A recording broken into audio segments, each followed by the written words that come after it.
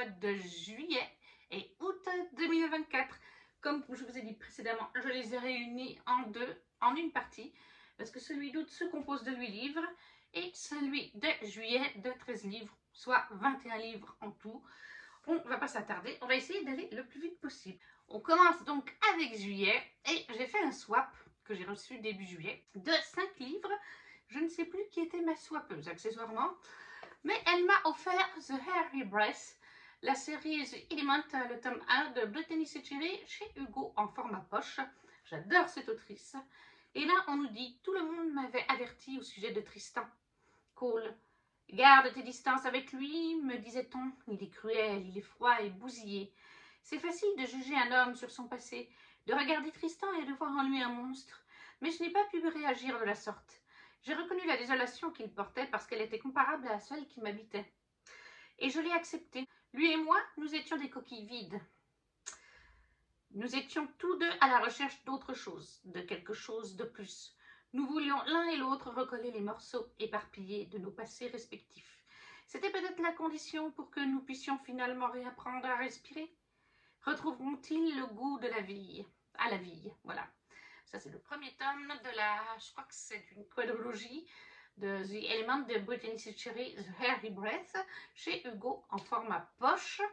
Et celui-ci n'est pas encore lu. Elle m'a aussi offert en format poche Royal Bodyguard aux éditions addictives. Poche, c'est de Amy Lou. Il était aussi sur ma wishlist. Il n'est pas lu non plus pour l'instant. Je dois dire que je lis un petit peu moins de romances là ces derniers temps, je me suis rendu compte. On nous dit, sa mission, protéger le prince. Son envie, y faire bien plus que ça. Le prince Léonard a le royaume à ses pieds. Pourtant, dès qu'il croise le regard de Nin, son bodyguard, les rôles s'inversent. Il est prêt à faire n'importe quoi pour lui, même des choses totalement inappropriées. Cette attraction doit cesser. Avec l'accident qui lui a fait oublier les 2 dernières années, il a suffisamment de problèmes. Mais ce qu'il ne sait pas, c'est que Nin et lui ont déjà partagé une histoire mouvementée. Et que Nin, lui, n'a rien oublié et sûrement pas comment le faire craquer. Merci Electra de venir manger. Mais Electra, elle attend toujours le moment où je vous filme pour venir manger des croquettes. Voilà, donc celui-là non plus n'est pas encore lu, mais il me fait très envie. J'aime bien les romances avec un bodyguard et tout ça. On pense forcément à un bodyguard avec Whitney Houston. Donc, Amy Lou, chez Addictive Format Poche, Royal Bodyguards. Et encore pour ce swap, j'ai reçu de sa part le Sirénien de Capucine Sergent. C'était mon premier Capucine Sergent et celui-là, il est lu. Dans le Sirénien, on est sur un Sirénien et non pas une sirène qui vit avec son peuple et son fils. Et on va suivre surtout la jeune femme qui, elle, s'appelle Carly. Carly qui va survivre enfin, elle adore plonger. Elle le fait pour des études scientifiques. Elle est étudiante en sciences pour aider sa maman qui est malade.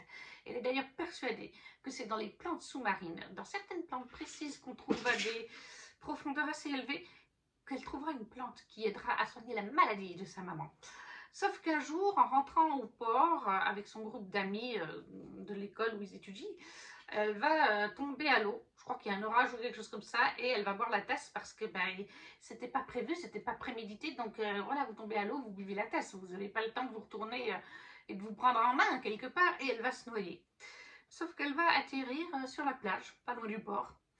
Elle va retourner au port pour dire je vais bien et tout le monde est en panique, tout le monde la cherche, son grand frère, ses meilleurs amis, tous les pêcheurs, enfin voilà, tout le monde, voilà, comment t'es arrivé là, ben j'en sais rien, j'ai dû nager mais je m'en souviens pas.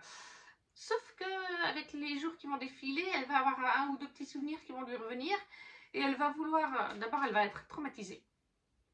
Il me semble-t-il qu'elle ne va plus nager et au bout d'un moment elle va vouloir reproduire ce qui s'est passé. Et à ce moment-là, un Sirénien va débarquer, va lui dire « Mais qu'est-ce que tu cherches? J'en ai marre de te sauver la vie !» Et elle va donc découvrir que les sirènes et les Siréniens existent. Dans cette histoire, on n'est pas avec les sirènes, on est vraiment avec le peuple masculin qui vit entre eux. Les sirènes sont entre elles, les masculins, les Siréniens sont entre eux. Tout nous est expliqué, c'est vraiment un chouette world building. Après, on n'est pas là pour faire la vie du livre, mais voilà, lui, il est lu. Et il faut savoir qu'on est sur un Sirénien et une humaine. Donc on inverse les rôles. Il y a aussi un petit sirène dans l'histoire qui est attachant. Voilà, moi je vous le conseille vivement, c'est de l'auto-édité, mais il est super. Alors moi je l'ai eu par Amazon, je pense que la personne, ma swappeuse, l'a pris par Amazon. J'ai vu que Capucine l'avait en relié. Et d'ailleurs de Capucine, je lui ai pris un livre en campagne Ulule cette année. Il y a des illustrations à l'intérieur, donc je ne sais pas, et il y a un jaspage, donc je ne sais pas, le Sirénien, je l'ai vu aux Imaginales, mais je ne l'ai pas tenu en main. J'ai vu qu'il y avait un jaspage sur le relié de toute façon, et je ne sais pas s'il n'est pas illustré aussi, du coup, quand elle fait les campagnes Ulule. Parce que du coup, peut-être que je me le rachèterais. Après, ça m'embêterait parce que Capucine me l'a dédicacé aux Imaginales. Comme je vous ai dit, je l'avais lu. Mais voilà. Le Sirénien, c'est un one-shot de Capucine Sergent en auto-édité. Encore pour le swap, j'ai reçu Pénélope, Reine d'Ithaque, qui est de Claire Nort aux éditions Hauteville, dans cette très jolie édition avec jaspage. À l'intérieur, il se présente comme ceci. Lui non plus n'est pas encore lu. Je me le gardais pour le Greek Mythology Book Challenge de Kimi. Et il n'aura pas lieu cette année. Mandy s'est renseignée. Kimi a eu beaucoup de travail. Donc, il est temps que les femmes d'Ithaque racontent leur histoire. Le roi Ulysse est parti il y a de nombreuses années en guerre contre Troie, emmenant tous les hommes en âge de combattre de l'île d'Ithaque. Pénélope, sa femme, dirige le royaume en l'attendant. Mais lorsque des rumeurs circulent sur la mort de son mari, les prétendants commencent à frapper à sa porte. Or, aucun homme n'est assez puissant pour revendiquer le trône vide d'Ulysse. Si Pénélope choisit l'un d'entre eux, Ithaque plongera dans une guerre civile sanglante. Seule la ruse et son réseau d'espionnes lui permettront de maintenir l'équilibre délicat du pouvoir nécessaire à la survie du royaume. À Ithaque, tout le monde surveille tout le monde et il n'y a pas un coin du palais où les intrigues ne règnent pas en maître. Le plus grand pouvoir des femmes est celui dont elles s'emparent en secret. Pénélope, reine d'Ithaque, chez Hauteville, donc de Claire Nort. Comme je vous ai dit, cela n'est pas encore lu. Et du coup, il ne le sera pas tout de suite parce que j'ai d'autres priorités. Et le dernier livre du swap, c'est Porcelaine sous les ruines, ce one-shot de Ada Vivalda, c'est bien ça, chez Olympe, très jolie édition, qui est en relié. J'adore comment il se présente dessous.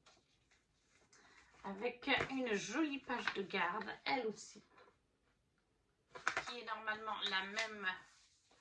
Oui, voilà, c'est la même. Lui non plus n'est pas encore lu. Oui, tapez-moi sur les doigts, là où je vous présente 5 livres, il n'y en a qu'un de lu pour l'instant. Je sais qu'on est avec... il n'y a pas de résumé.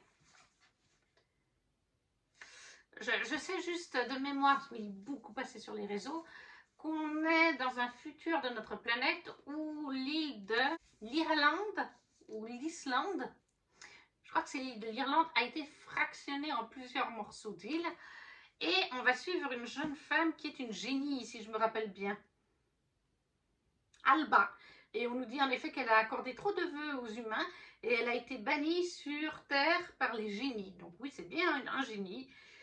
Et elle va être sur l'archipel paisible d'Hibernia. Mais c'est l'ancienne Irlande, hein, comme je vous dis. Oui, c'est ça, c'est marqué. Et les habitants voient en elle Lady Whitemore, la dame aux yeux sombres, gardienne de ces derniers morceaux de terre verdoyants que la mer grignote chaque jour un peu plus. Mais il y a une certaine abondance sur ces îles, enfin, oui, ces petites îles, et du coup, il y a un royaume voisin qui va s'en mêler. Je crois qu'il va essayer de la séduire, c'est dans le résumé, mais je l'ai vu passer plusieurs fois. En tout cas, je sais qu'il y en a un qui va venir pour comprendre pourquoi l'île est abondante et je crois essayer de s'en emparer ou quelque chose comme ça. Donc, Porcelaine sous les ruines, qui était un one-shot d'Ada Vivalda aux éditions Olympe. Ça, c'était donc les livres du swap. Maintenant, on passe à mes achats. Ce mois-ci, je me suis fait plaisir avec Alatrice en prenant le tome 2 de Robin et Valentin, qui est donc Amour, flingue et macaroni, paru aux éditions Hugo au format poche, mais il existe aussi en grand format chez Black Ink. C'est la suite du tome 1. Donc, on est des années plus tard, Robin et Valentin sont ensemble et je ne vous en dirai pas plus. Je n'oublierai pas le résumé du tome 2 parce que ça spoil vraiment beaucoup de choses sur ce qui s'est passé dans le tome 1. Dans le tome 1, on va suivre Robin, qui est une jeune femme, mère célibataire, qui a vécu des choses pas faciles dans le passé à cause de son ex. Je vais essayer de rester très vague. Et maintenant, elle vit toute seule avec sa fille. Et je crois qu'elle a une meilleure amie. Oui, c'est ça de mémoire. Elle a une meilleure amie. C'est une jeune femme avec plein de pétillants, plein de caractère. Elle a toujours des réparties. Elle adore, elle a la joie de vivre, malgré ce qui lui est arrivé. Et il va y avoir un jeune homme d'à peu près son âge qui déménage dans l'immeuble d'en face. Genre, vous êtes au 3e étage et en face de vous, il y a le vis-à-vis, l'immeuble d'en face. À 3-4 mètres de votre balcon, quelque chose comme ça, avec des grandes baies vitrées. Et ce jeune homme emménage donc au même étage, en face de chez elle, et elle va tout de suite le trouver hyper canon, hyper séduisant. Elle et sa meilleure amie sont du genre à juger les mecs 1 sur 10 ou quelque chose comme ça, avec des petits noms genre bombe atomique ou passable, etc. Et forcément qu'elle va tilter sur lui, mais lui au début ne semble pas tilter sur elle, en tout cas les premiers jours. Et lui c'est surtout un tueur à gages, mais bien sûr qu'il ne le dit pas, et hein, ça se dit pas sur tous les toits, mais voilà. Donc lui est beaucoup plus droit dans ses baskets, vous imaginez bien, et entre eux ça va commencer par des petites chamailleries en fait, des petites blagues dans la boîte aux lettres, des choses comme ça. Donc ça c'est Robin et Valentin, le tome 2, c'est des années plus tard, on continue de les suivre dans leur histoire, qui est donc Amour, flingue et macaroni d'Anatrice en format poche chez Hugo. Et lui par contre il est lu, il y a du progrès. Toujours un livre lu, toujours d'Anatrice. Myrina Holmes, le tome 3 aux éditions Black Ink, les anciennes éditions, maintenant il y a des nouvelles couvertures, mais moi je préférerais celle-là. C'est Possessions immatérielles. Dans Myrina, on suit Myrina, une jeune femme qui est une démone mi-pécheresse, mi-vertueuse. Elle possède, et c'est très rare, elle possède un don de justice, et le don de pécheresse, il me semble qu'elle est dans la luxure.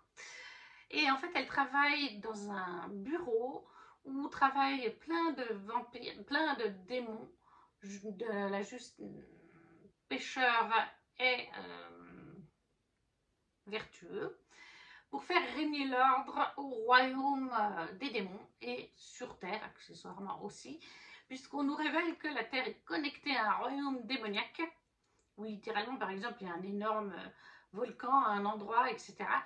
Et dans le royaume des démons, il y a un gouvernement, une sorte de gouvernement avec des hauts placés au gouvernement, et l'un d'entre eux qui souhaite obtenir les votes pour être le chef du gouvernement est Kellen Wills. Kellen Wills qui est le petit ami accessoirement de la demi-sœur de Mary. Et quand Kellen va un jour être chez les deux sœurs, parce qu'elles vivent ensemble, et découvrir Myrina, il va décider qu'elle sera sa nouvelle proie, parce qu'il la trouve plus que canon. Seul problème, même si Myrina le trouve absolument magnifique, parce que c'est une belle gueule, elle le trouve surtout hyper... enfin, il a le melon, c'est un... On ne peut pas avoir plus le melon que Kellen, et elle le trouve imbuvable, et en plus...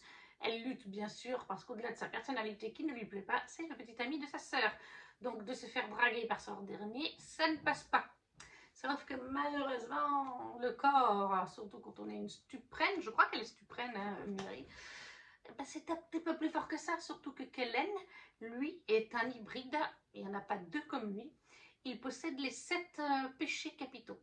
Gourmandise, luxure, colère, etc., etc. C'est le premier hybride dans son genre, on ne sait pas comment ça est arrivé. Et le fait est qu'il a donc forcément, vous imaginez, un caractère explosif. Et par exemple, bah, il peut avoir des hormones sexuelles puisqu'il est un stuprène. Je crois que c'est comme ça qu'on dit, un stuprène. Enfin, il a le côté luxure, tout ça. Voilà. Et tous les deux ont vraiment des sacrés caractères. Ça fait 3 tomes, c'est le 3e et dernier tome de cette saga principale. Lui aussi, il est donc lu. C'est Myrina Holmes, le tome 3 d'Anatrice. On peut dire que c'est une sorte de romantécie. Tout dépend de comment vous prenez le terme romantécie. Moi, je le prends dans le sens large, dans le sens USA, puisque c'est qu'en France que le mot fantastique existe. Aux USA, il n'y a que le mot fantasy. Pour la fantastique, comme pour la fantasy, c'est la même chose. Et donc, moi, je le considère en romantécie, puisque c'est vraiment... après, il y a tout un world building. Attention, avec Anatrice, c'est pas simplement une romantécie sans world building, sans intrigue réelle. Vous avez tout ce qu'il faut. Par contre, les Anatrices, et c'est aussi le cas de celui-là d'ailleurs et du prochain, sont toujours très spicy. Il faut vous avertir. Sur son compte Instagram, vous trouverez, elle a fait récemment, il y a quelques semaines, mois, elle a fait un post où elle met vraiment le niveau de spicy, roman par roman, tome par tome, dans une saga, pour que bien que vous soyez au courant, parce que si vous n'aimez pas ça, voilà. Ah, là, je sais que dernièrement, elle a eu un commentaire, elle nous a marqué ça sur Instagram hier en story, elle a eu un commentaire hyper négatif d'une personne qui lui a mis une étoile, je crois, sur Amazon, en disant que c'était un porno, etc. Oui, c'est osé, mais il y a de l'histoire, il y a des personnages creusés, il y a des émotions aux personnages. Ce n'est pas que du porno, ce n'est strictement pas vrai. Par contre, si vous n'aimez pas ça, vous allez certainement percevoir ça un petit peu ainsi. Vous allez vous dire, oui, il y a de l'écriture, il y a du world building, mais il y en a trop pour moi, ça ne me plaît pas. Donc, il faut le savoir avec Anna. Si vous n'aimez pas ça, il vous met passer votre chemin. C'est dommage, parce que vous allez louper une grande autrice, mais il y en a dans chacun de ses livres à différents niveaux. Donc ça, c'est Myrina Holmes, le tome 3, paru chez Black Ink, les anciennes éditions d'Anatrice.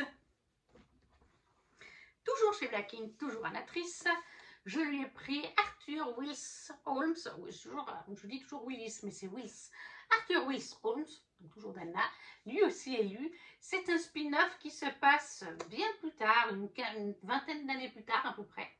Et on va suivre Arthur Wills Holmes, inspecteur tracker le plus badass d'Infernium. Voilà, c'est le nom de leur monde, c'est Infernium. Avec une classe magistrale, j'élimine les criminels en un claquement de griffes et me lave les pattes de dommages collatéraux. Voilà, je ne vais pas aller plus loin. Mais par contre, eh bien, il travaille au bureau, comme je vous ai dit, il travaille au même bureau que Myrina Holmes, en fait, Arthur. Et du coup, en fait, lors d'une enquête, il va trouver une drôle de jeune femme qui semble pas tout à fait humaine, mais qui n'est pas démon non plus, qu'on ignore ce qu'elle est, qu'on n'a jamais vu ses gènes, et elle-même ne sait plus ce qu'elle est. Elle a perdu la mémoire, elle est complètement amnésique. Donc Kellen va essayer de la protéger. De ce fait, il va la ramener au final sur son monde, parce qu'en essayant de la protéger du côté humain, elle va avoir des ennuis. Il va la ramener chez elle. Et bien sûr que Kellen étant un véritable fou de sexualité, eh bien, il va commencer une liaison avec elle, bien entendu, en parallèle de l'intrigue la concernant et de rebelles, en fait, une espèce de secte. Bref, il y a des problèmes sur Infernium qui doivent être résolus. Donc ça, c'est Arthur Wills Holmes de Anatrice, c'est un spin-off. Il faut d'abord lire la trilogie de Myrina Holmes. Après, si vous n'avez pas envie de la lire, vous n'êtes pas obligé. Mais en tout cas, ne vous dites pas, je commence par Arthur, parce qu'en fait, ça se passe des années plus tard et vous allez vous spoiler toute la saga principale. C'est le conseil à donner. Et donc ça, c'est toujours d'Anatrice, paru chez Black Ink. Et la couverture est toujours la même. Anna a gardé les mêmes pour celle-là pour l'instant. Ensuite, je me suis acheté Cruelle Dame Fortune de Chloé Gong chez De Saxus, le tome 1. Je ne sais plus si c'est une duologie ou une trilogie. Je sais qu'il y a 3 livres en tout cas, mais je ne sais pas si c'est pas une duologie avec un tome spin-off. Mais je ne vous lirai pas le résumé de celui-là, puisqu'en fait, voilà, l'intérieur se présente comme ceci.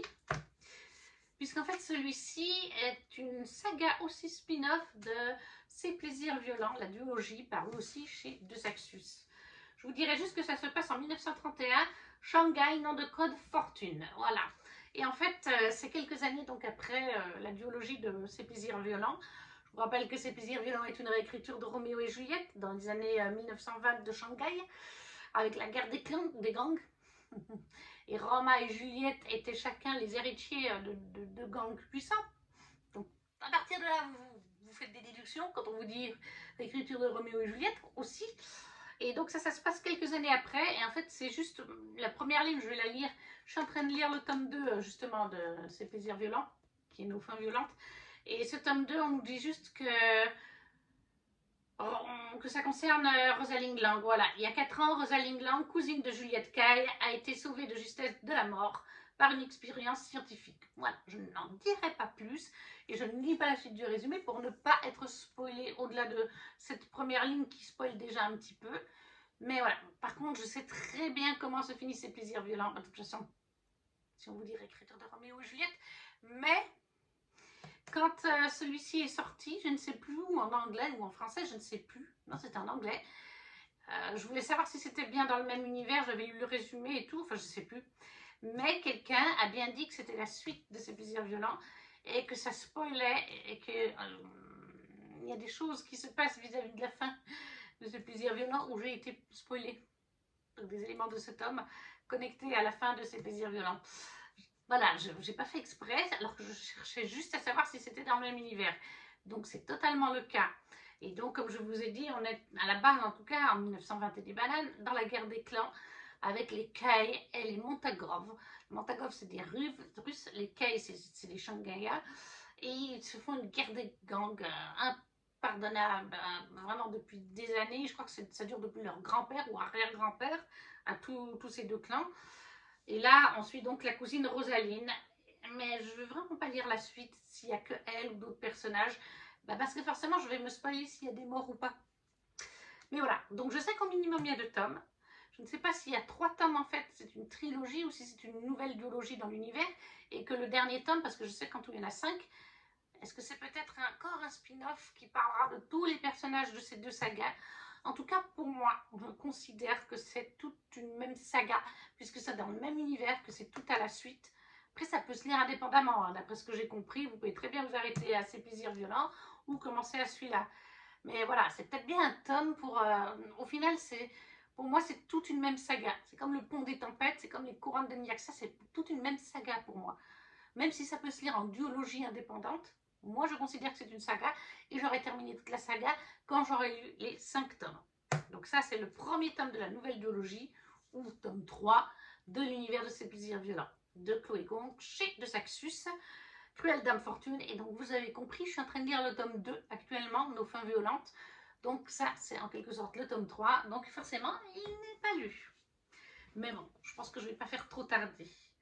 Ensuite, je m'étais aussi acheté, c'est de Mark Lawrence, le livre qui refusait de brûler chez Brajlon, en édition reliée, mais sans jaquette, avec un magnifique jaspage.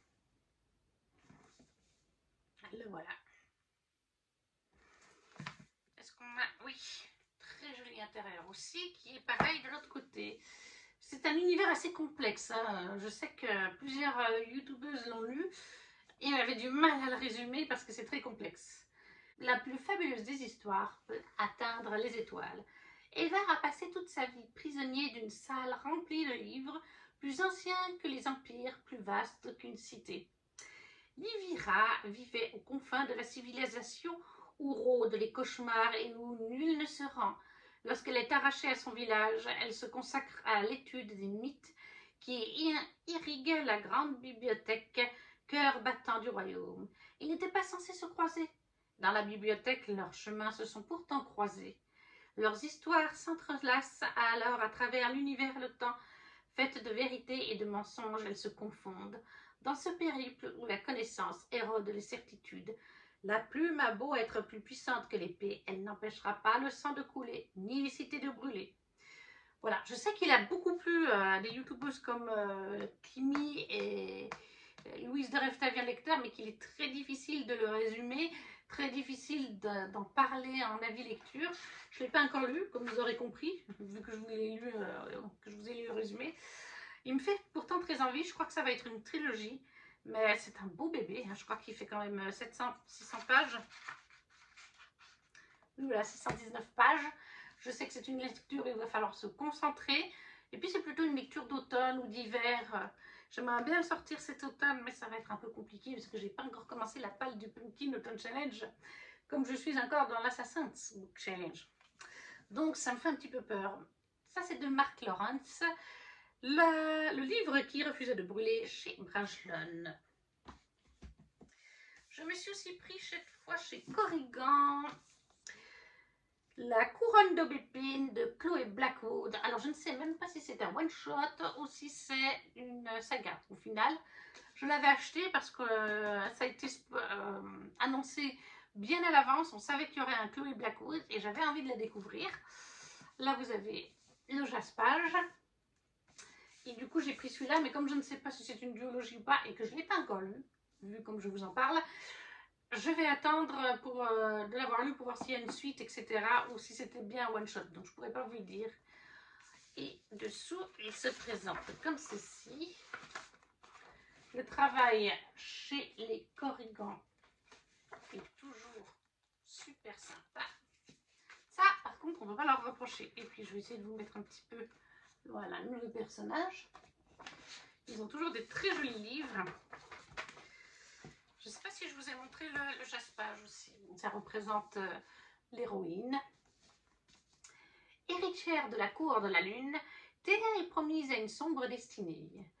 Une vision prédit sa mort et le massacre de son peuple par son ennemi, Arkham, l'héritier de la cour du soleil. Pour tenter de conjurer cette prophétie, la princesse n'a d'autre choix que de s'engager dans l'armée adverse et en se travestissant en homme. Ça fait penser un peu à Mulan, ça, hein, quand même, sur le fond. L'objectif, influencer le futur en toute discrétion. Le risque, attirer l'attention du prince, tomber entre ses griffes et entraîner son royaume dans sa chute. De son côté, Arkham lutte pour sa survie. S'il ne succède pas à son père, il sera assassiné. Or, un failli touché par la magie démoniaque ne peut prétendre au trône. Malgré les complots et les épreuves, il ne recule devant rien pour que son secret ne s'ébruite pas.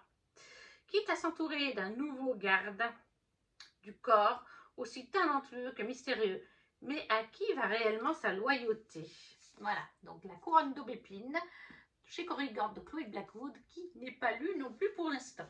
Je ne sais pas si c'est un one-shot ou pas. On passe au livre en anglais de ce mois de juillet, et on avait Sleep Like That de Kailyn Byron, très jolie édition, qui est déjà, alors lui il n'est pas traduit en français, mais Kailyn Byron est traduite par contre chez Sabran et de Saxus. C'est l'autrice de Cendrillon est morte, de Ce cœur empoisonné, la duologie. Et justement, ce tome, en fait, est dans la lignée de Cendrillon est morte. C'est une réécriture de Blanche-Neige, tout simplement. Alors, c'est une réécriture, mais un peu particulière quand même. Mais moi, j'ai bien aimé. Celui-là est lu. Oui, oui, celui-là est lu. Étonnant, hein, n'est-ce pas? Il faut bien que j'en lise quand même. Surtout que...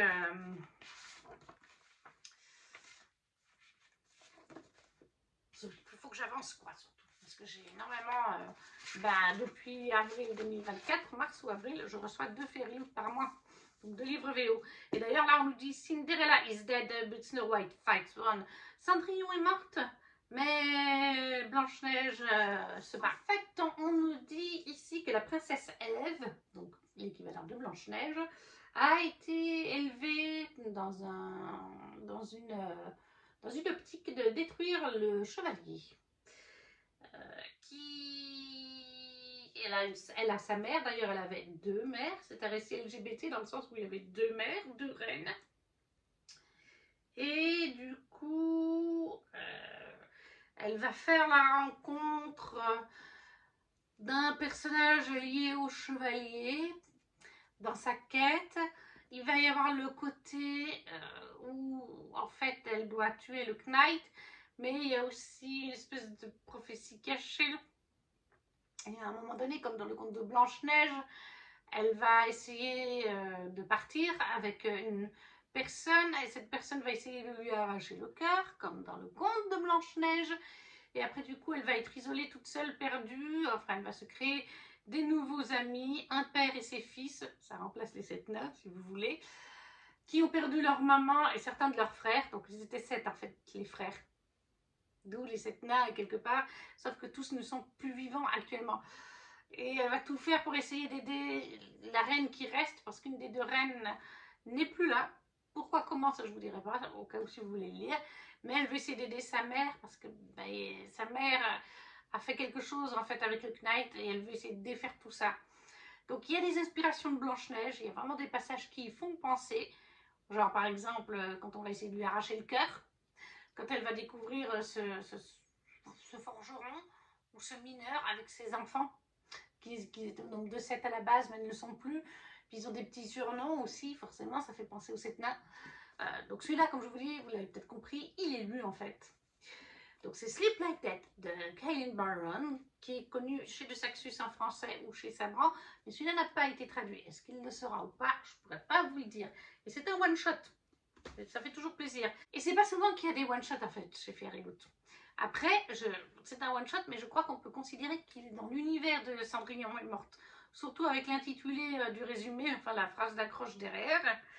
Je pense que ça peut laisser dire qu'on est dans le même univers, mais dans un autre royaume par contre, vous voyez. Ensuite, la box Young Adult, c'était The Wren in the Holy Library de K.A. Linde, donc la Fairyloot. C'est traduit en français par La Chaîne et le Hou, Le Chêne et le Hou, le tome 1. Et les éditions, c'est qui l'a pris en français? Je crois que c'est Brajlon. Oui, c'est ça, c'est Brajlon. Donc là, voilà la très belle édition en VO. Il est sorti en début d'année 2025 en VF, hein, je crois, approximativement. Le Jaspage, très joli aussi. Ah non, alors c'était lui, le Romantici Book Only, pardon.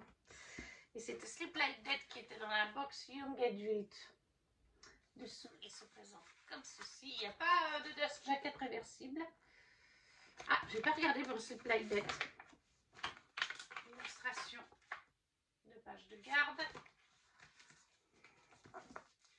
Derrière, une autre.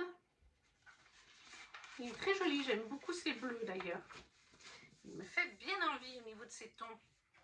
Et là, je vais le prendre en français, comme il existe en français. On nous dit librement inspiré de La Belle et la Bête. Tiens, je ne savais pas.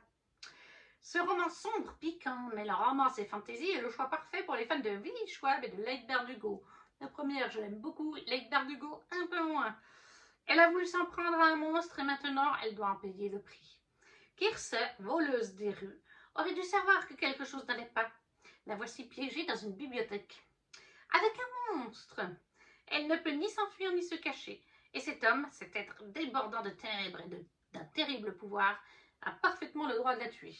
Et on comprend la réécriture de La Belle et la Bête. En s'introduisant chez lui, Kirse a rompu le fragile traité de paix entre monstres et humains. Mais au lieu de la mettre à mort, Graves lui offre un choix. Si elle dérobe pour lui un mystérieux artefact, il lui rendra sa liberté et lui fournira même une occasion de découvrir qui elle est vraiment. Kirse a toujours su qu'elle était différente, qu'elle était plus douée, plus rapide que les autres humains, dotée d'un sixième sens pour le danger. Mais les vieilles histoires disent vrai. Il y a pire que des monstres en ce monde, un péril plus ancien que les légendes. Grave, par exemple, ou peut-être Kirse elle-même. Voilà, ça c'est le tome 1, donc c'est The Wren in the Holy Library. Le chêne et le hou, je vous ai dit. Le chêne et le hou en français chez Brajlon. Là, c'est l'édition Fairyloot. Lui n'est pas lu par contre. Mais il me fait très envie. Ensuite, on passe au mois d'août. Il n'y a que 8 livres, ça ira un petit peu plus vite. Et on va commencer avec le Creator des Smith de Julia Quinn chez J'ai lu édition. C'est en fait dans l'univers de la saga des Bridgerton. Il y a les Bridgerton en 7-8 tomes en tout. On a un spin-off en 4 tomes, les Roquesby. Et après, on a les Smiths.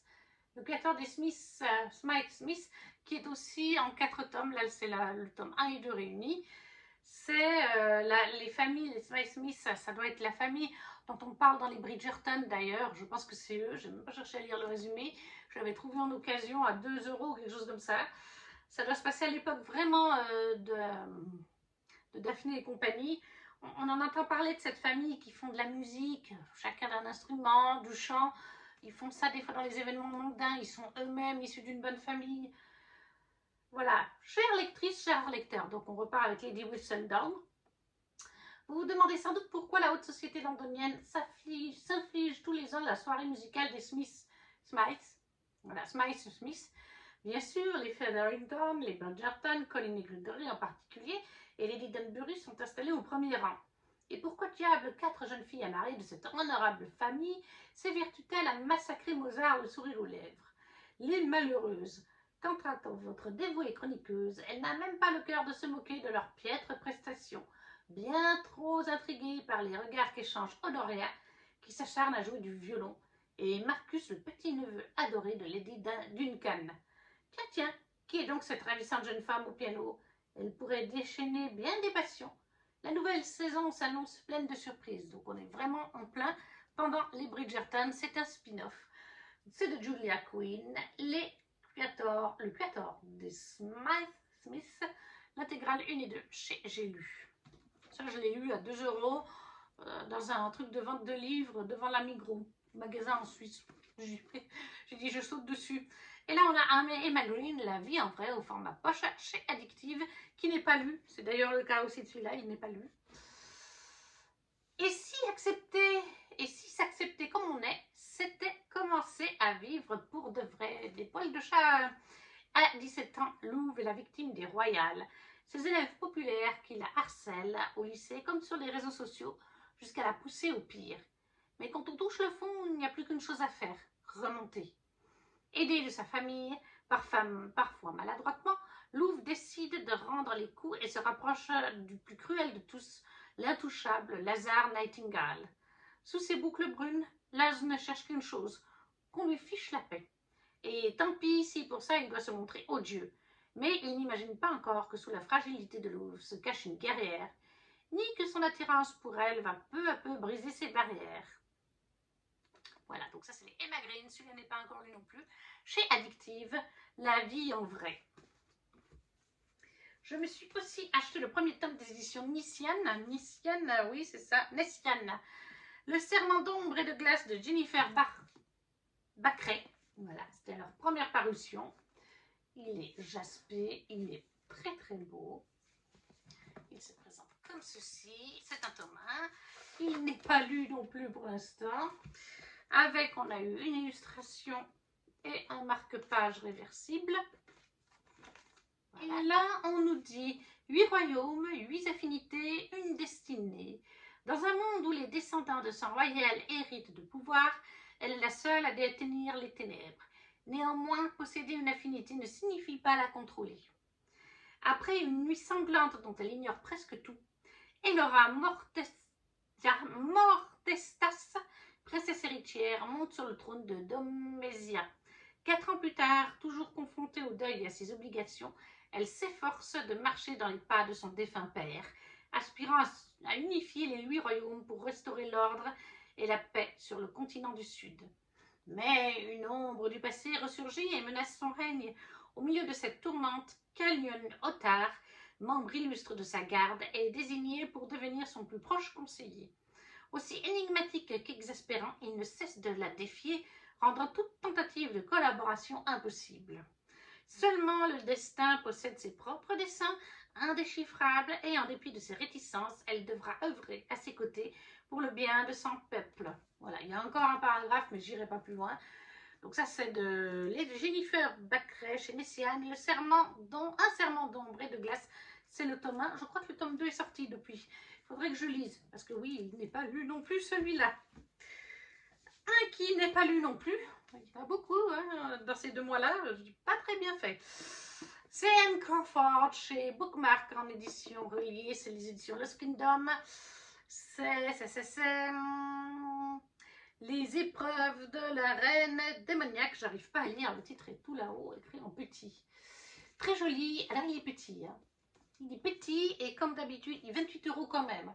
C'est Bookmark, ils ont 2 prix, 28 € et 30 €. Et les 30 € c'est pour les gros livres. C'est vrai quand même que pour celui-là qui fait quoi, 300 pages,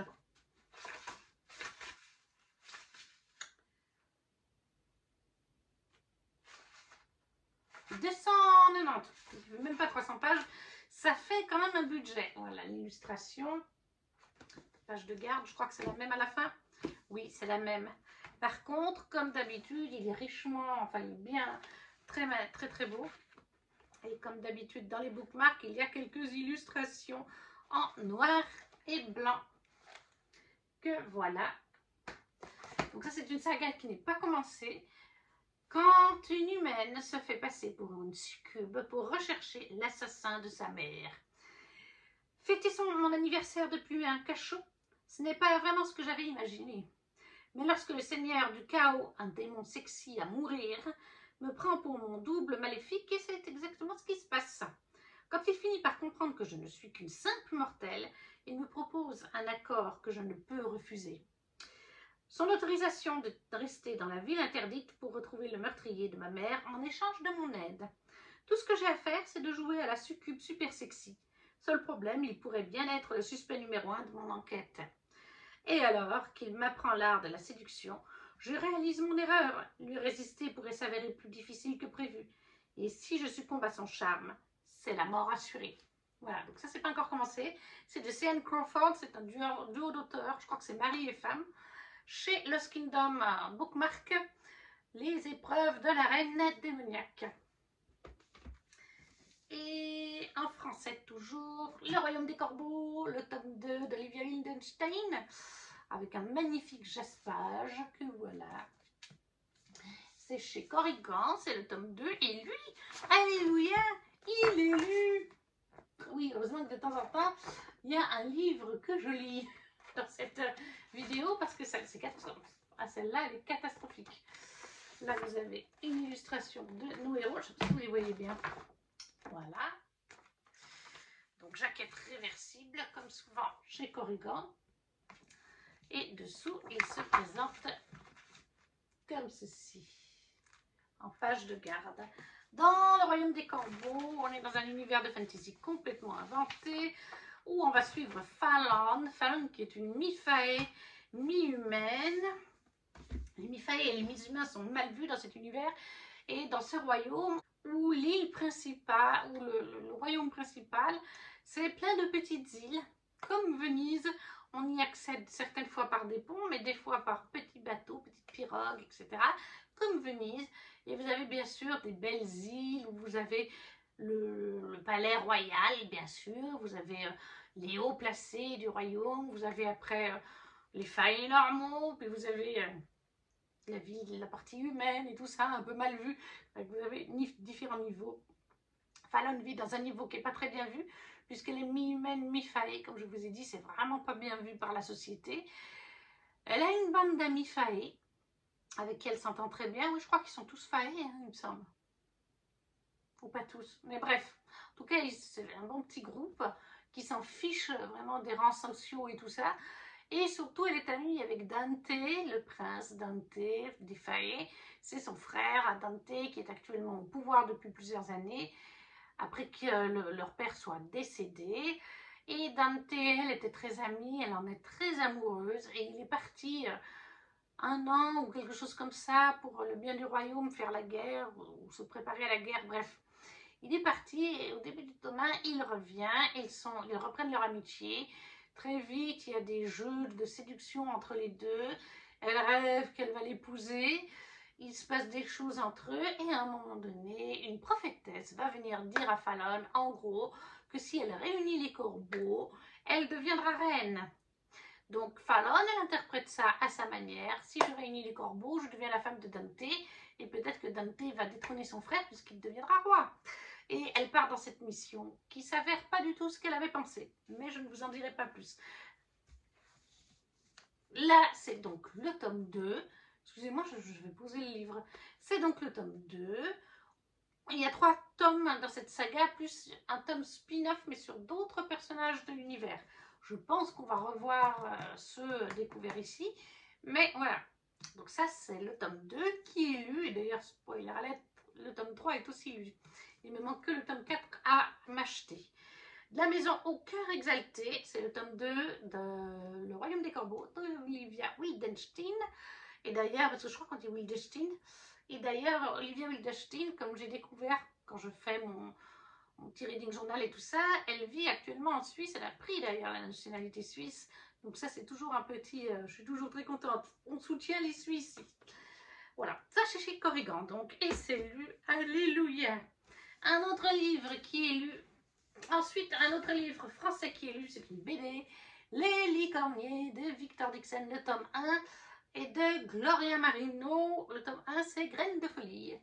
Chez Delcourt, Vent d'Ouest, pardon. Très jolie petite BD, dédicacée d'ailleurs par Victor, lorsque je l'ai rencontré à Lausanne au Book Lovers. Je vais vous montrer une ou deux planches. J'ai beaucoup aimé cette BD que j'ai lue, donc, alléluia, où on a une jeune fille, Romy, qui va être envoyée dans une espèce d'école. Je crois qu'elle est en Bretagne, un truc dans le genre par là-bas, sur une île. Et en fait, parce que son papa voyage beaucoup et qu'elle n'a plus sa maman. Je crois qu'elle est décédée, sa maman. Et du coup, Romy n'est pas bien là-bas. Et on lui a toujours dit qu'il ne faut pas qu'elle aille sur la mer au milieu de la nuit, etc. Et elle va y aller. Et en fait, en allant au milieu de la nuit sur la mer ou l'océan, elle va rentrer dans un autre royaume grâce à un portail qui est sur l'eau. Le royaume que vous avez sur la page de garde, avec un système d'heures complètement différent d'une autre. Enfin voilà, il fait jour, il fait sombre sur les côtés, il fait de plus en plus jour au milieu. Vous avez d'ailleurs les tranches horaires, etc. Ça fonctionne très différent d'une autre, mais en même temps, à une époque, c'était dans notre monde. Et puis, c'est passé dans un univers parallèle, mais on ne peut plus qu'y accéder par certains points très rares qu'elle a découverts. Et il y a des licornes dans cet univers qui sont chassées, mais qui possèdent aussi des pouvoirs. Et le but de Romy, comme elle découvre dans ce tome 1, ça va être de réunir ces licornes. On a aussi un mélange avec des mythes et légendes d'ailleurs. On nous évoque la Belle au bois dormant à un moment donné dans l'histoire. J'ai vraiment bien apprécié. Donc, Les Licorniers de Victor Dixon et de Gloria Marino chez Vent d'Ouest. C'est le tome 1. Le tome 2 vient de sortir en août, me semble-t-il. Il faut que je me le procure. Et on va terminer avec les deux livres Fairyloot. Le premier est lu. Alléluia. Beast of the Briar de Elisabeth Allen, pardon, qui est paru en français chez Chatterley. Ils vont sortir le tome 3, ou le tome 3 vient de sortir. Là, moi, je l'avais eu dans la box Romantici, je crois, celui-là. Et depuis, je me suis acheté les tomes 2, 3 et 4 des éditions Fairyloot. Je crois que je vous ai présenté dans la dernière vidéo Holland Blabla. En tout cas, le post Instagram, lui, il est fait pour chacun des tomes. Et j'en ai profité pour représenter ce tome 1, tant qu'à faire.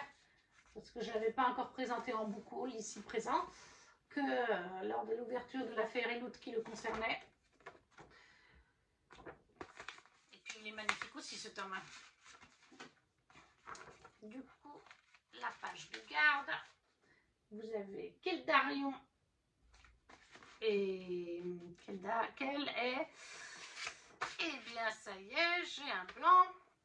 Ezrine. Et sur la page derrière, vous avez Daikon et Pharaon. Et voici. La couverture, c'est Rosalina. Et en fait, là, c'est une radio d'autrice. Voilà, Rosalina. On est sur une réécriture de La Belle et la Bête, encore une fois. Mais une réécriture de La Belle et la Bête avec 4 protagonistes masculins et un harem inversé. C'est-à-dire que notre héroïne, Rosalina, a littéralement 4 hommes à ses pieds. 4 hommes qui la vénèrent, 4 hommes qui l'aiment et 4 hommes qu'elle aime en retour. En plus d'avoir ce côté harem inversé qui est très bien mené, on a aussi des notions polyamour, LGBT. Mais je ne vous en dirai pas plus. Donc c'est une réécriture par contre très spacey.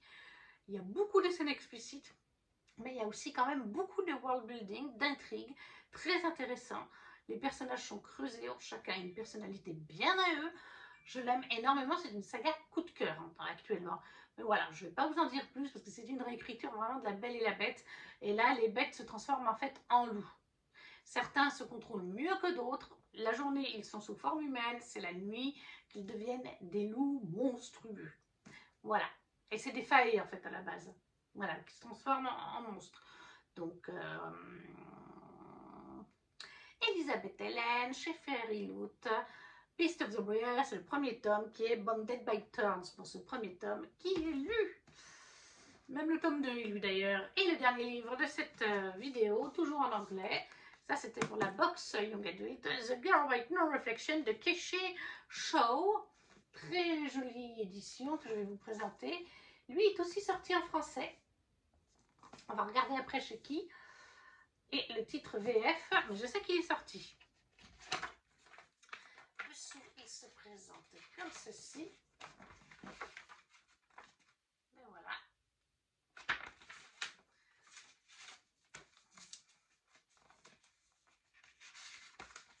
Voilà.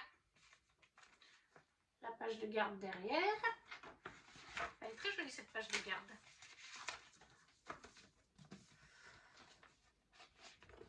Hop. Et donc, viens voir par ici, mon cher. Alors, en français, c'est Celle qui n'avait pas de reflet et c'est paru chez Rajo. Je ne sais pas si c'est un tome unique ou pas parce qu'il n'y a pas de tome 2 pour l'instant sur Booknode. Et on nous dit Fantasy Young Adult, réécriture de mythes. Il me semble qu'on est sur une réécriture de mythes asiatiques. On va regarder le résumé, il n'est pas très long pour une fois. Lorsque la princesse Ying Yu est choisie pour devenir l'épouse du prince héritier Zhang Lin, ses rêves s'effondrent. Indifférente, son futur mari la confine dans sa chambre et ne s'adresse jamais à elle. Pire, des rumeurs prétendent que, par le passé, cette impératrice aurait mystérieusement disparu du palais. Isolée avec son reflet pour seule compagnie, Ying décèle d'étranges manifestations dans son miroir, qui finit par l'aborder. De l'autre côté, elle découvre un univers où l'attend un prince charmant cette fois, mais un univers peuplé de monstres qu'elle a libérés. Voilà, on n'en dit pas plus. J'imagine que c'est une réécriture de mythes d'Asie. Voilà, d'inspiration asiatique de toute façon, on l'a bien senti avec les prénoms, la couverture.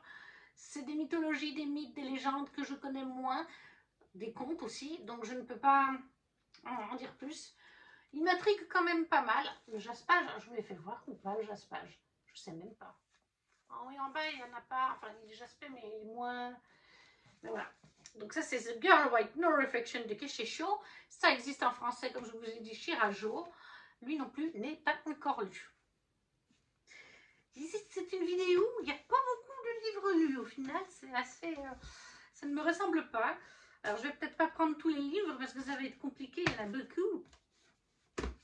Et voilà, la vidéo est à présent terminée, mais il y a encore la pile de juillet à côté. Je ne sais pas si vous l'avez au montage. Elle aurait été un peu plus longue, mais bon, je me suis dit, en août avec 8 livres, ça fait vraiment une vidéo courte. N'hésitez pas à commenter cette vidéo en me disant encore une fois ce que vous avez lu, ce qui vous fait envie. Si vous ne savez pas quoi mettre, le petit emoji, le petit pouce, ça soutient la chaîne, les deux. Partagez la vidéo si le cœur vous en dit. Et nous, on se retrouve très vite pour une prochaine vidéo. Ciao, ciao!